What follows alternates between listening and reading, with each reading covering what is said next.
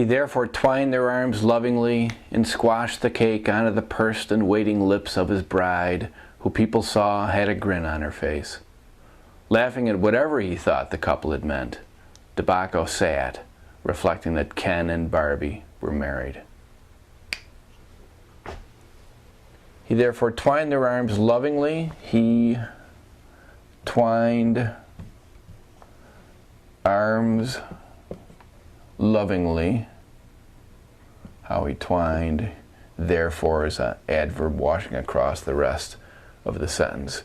Their arms lovingly, twined lovingly, and coordinating conjunction, squashed, action, verb, the cake, direct object, onto the pursed and waiting lips of his bride. This is participial phrase, this is a prepositional phrase acting as an adjective modifying lips. Waiting and pursed are two participles, both modifying lips. Onto the pursed and waiting lips, where he squashed it, or cake onto, I think he twined their arms lovingly and squashed the cake. It's talking about where he squashed it, but it's also describing the cake. I think I'd be happy enough if you called that prepositional phrase adverbial or adjectival. Then we bump into our initial unit of this impacted relative clause. Who had a grin on her face is the second piece. Who was the subject of had a grin, direct object.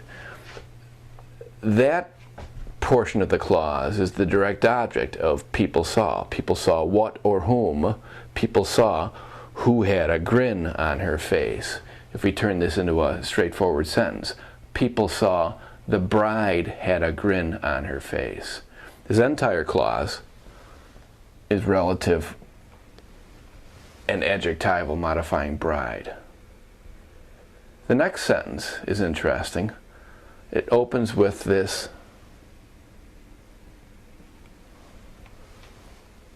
participle, laughing at whatever he thought the couple had meant.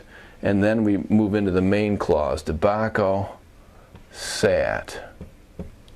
Going back into that clause, though. Going back into that initial participial phrase. I see this, whatever he thought the couple had meant. Within this impacted relative clause, here is the initial subject with verb, he thought. The people had meant whatever the couple had, subject, helping verb plus main verb had meant, and then this is the direct object. He thought what? The couple had meant whatever. Whatever the couple had meant is the direct object of he thought. Let me mark that in blue.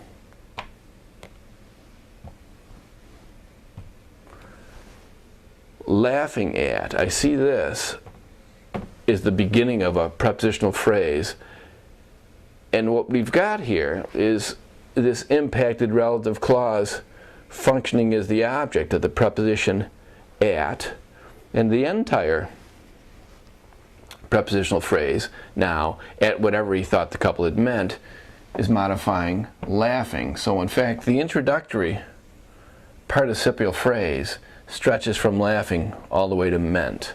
And that's talking about DeBacco. It's a participial phrase functioning adjectively and modifying the subject as it normally does. And then we've got another participle reflecting.